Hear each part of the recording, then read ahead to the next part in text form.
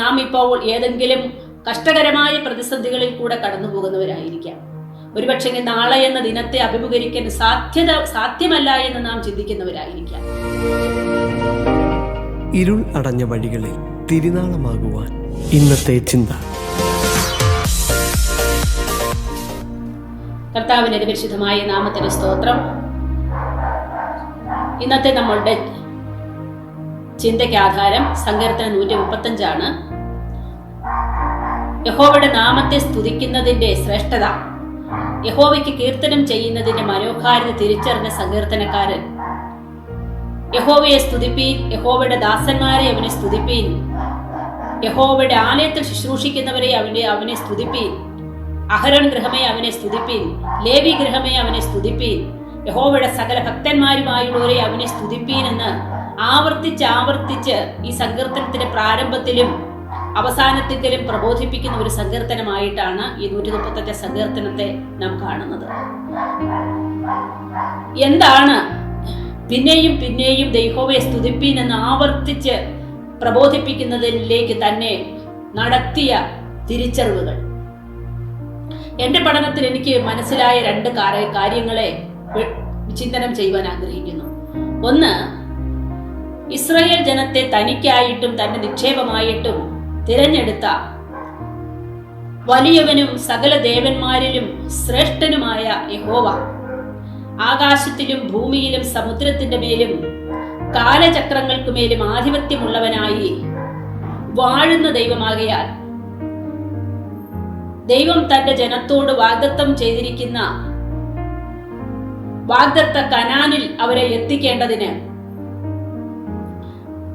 ദൈവത്തിന്റെ സമയത്ത് അവരോട് സഹതാപം കാണിച്ച് ദൈവത്തിന് ന്യായവിധിയെ നടത്തി മിസ്രൈമെ അടിമത്തത്തിൽ നിന്ന് ഇസ്രായേൽ ജനത്തെ പുറപ്പെടുവിച്ചു കൊണ്ടുവന്ന് അവർക്കിടെ യാത്രയിൽ തടസ്സമായിരുന്ന ചെങ്കടലിനെ വിഭാഗിച്ച് ഇസ്രായേൽ മക്കളെ പിന്തുടർന്നു വന്ന ഫറവോനെയും സൈന്യത്തെയും ചെങ്കടലിൽ തള്ളിയിട്ട് കലങ്ങി മറിഞ്ഞുകൊണ്ടിരുന്ന യോർദാനെ അവർക്ക് മുമ്പിൽ വിഭാഗിച്ച് അവരുടെ യാത്രയ്ക്ക് തടസ്സമായിരുന്ന യെരിഹോവിന്റെ കോട്ടകളെ ഇടിച്ച് ആ കാലഘട്ടത്തിലെ ശ്രേഷ്ഠ രാജാക്കന്മാരായിരുന്ന സീഹോനെയും ഓഗിനെയും വാളിന്റെ വായ്ത്തലയ്ക്ക് ഏൽപ്പിച്ച് കനാന് രാജ്യങ്ങളെ അവർക്ക് മുമ്പിൽ കീഴ്പ്പെടുത്തി ദൈവം വാഗ്ദത്തം ചെയ്ത കനാൻ ദേശത്ത് അവരെ ദൈവം എത്തിച്ചു.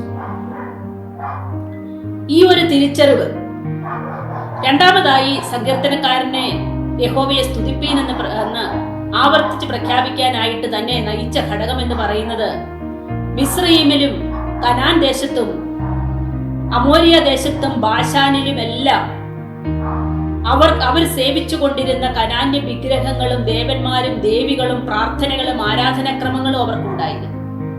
എന്നാൽ യുദ്ധം നേരിട്ട സമയത്ത് സർവശക്തനായ യഹോവയും അവരുമായിട്ടുള്ള യുദ്ധം നടന്ന സമയങ്ങളിൽ, അല്ലെങ്കിൽ ദൈവജനവും ജാതികളുമായി യുദ്ധം നടന്ന സമയങ്ങളിലൊന്നും അവർക്ക് ഇവരുടെ മേൽ ജയം പ്രാപിക്കാൻ കഴിഞ്ഞില്ല. കാരണം സർവശക്തനായ ദൈവത്തിന്റെ മുമ്പിൽ അവരൊന്നുമല്ല. ജാതികളുടെ ദൈവങ്ങൾ പൊന്നും വെള്ളിയും മനുഷ്യരുടെ കൈവേലയും ആകുന്നു. അവയെ ഉണ്ടാക്കിയവർ അവയെപ്പോലെയാകുന്നു.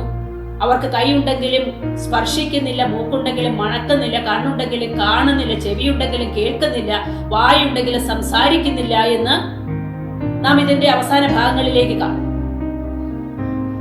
അപ്പൊ ഈ ദേവന്മാരൊന്നും സർവശക്തനായ യഹോവയ്ക്ക് മുമ്പിൽ ഒന്നുമല്ല എന്ന തിരിച്ചറിവ് ആണ് യഹോവയെ സ്തുതിപ്പീൻ പിന്നെയും പിന്നെയും സങ്കീർത്തനക്കാരനെ കൊണ്ട് എഴുതിപ്പിക്കുവാൻ, അല്ലെ പ്രബോധിപ്പിക്കുവാൻ ഉണ്ടായ സാഹചര്യം. പ്രിയ ദൈവജനമേ, നാം ഇപ്പോൾ ഏതെങ്കിലും കഷ്ടകരമായ പ്രതിസന്ധികളിൽ കൂടെ കടന്നു പോകുന്നവരായിരിക്കാം. ഒരുപക്ഷെ നാളെ എന്ന ദിനത്തെ അഭിമുഖീകരിക്കാൻ സാധ്യമല്ല എന്ന് നാം ചിന്തിക്കുന്നവരായിരിക്കാം. താങ്കൾ ഒരു ദൈവത്തിന്റെ പൈതലെങ്കിൽ നിശ്ചയമായും യഹോവയെ സ്തുതിക്കുക, ദൈവത്തെ മഹത്വപ്പെടുത്തുക, ദൈവത്തിനു വേണ്ടി കാത്തിരിക്കുക. ദീർഘകാലഘട്ടത്തിലെ അടിമത്തത്തിന് ശേഷം ഇസ്രായേൽ ജനത്തെ മിസ്രയീമിൽ നിന്ന് പുറപ്പെടുവിച്ചു കൊണ്ടുവന്ന് ദൈവം വാഗ്ദത്തം ചെയ്ത കനാനിൽ അവരെ എത്തിച്ചതുപോലെ താങ്കളായിരിക്കുന്ന ജീവിതത്തിന്റെ പ്രതിസന്ധി മേഖലകളിലും ഏതു വിലയും കൊടുത്ത് നമുക്ക് വേണ്ടി ഇറങ്ങി വന്ന് പ്രവർത്തിക്കുവാൻ, നമുക്ക് ശാന്തത തരുവാൻ കഴിവുള്ള ഒരു ദൈവമാണ് നാം സേവിക്കുന്ന ദൈവം. ആകയാൽ ദൈവത്തെ സ്തുതിക്കുന്നതിൽ, ദൈവത്തെ മഹത്വപ്പെടുത്തുന്നതിൽ, ദൈവത്തെ വിശ്വസിക്കുന്നവരിൽ വൈമനസ്യം കാണിക്കരുത്. ദൈവത്തിൽ ആഴമായി വിശ്വസിക്കുക. അങ്ങനെയെങ്കിൽ ദൈവത്തിന്റെ മഹത്വം കാണുവാനും ഇടതടവില്ലാതെ ദൈവത്തെ സ്തുതിക്കുന്ന ഒരനുഭവത്തിലേക്ക് നമ്മളുടെ ജീവിതത്തെ കൊണ്ടെത്തിക്കുവാനും ദൈവത്തിന് കഴിയും. ആ നല്ല ദൈവത്തെ ആശ്രയിക്കുക. അതിനായി ദൈവം നമ്മെ ഒരുക്കട്ടെ. എല്ലാ മഹത്വവും ദൈവത്തിന് മാത്രം.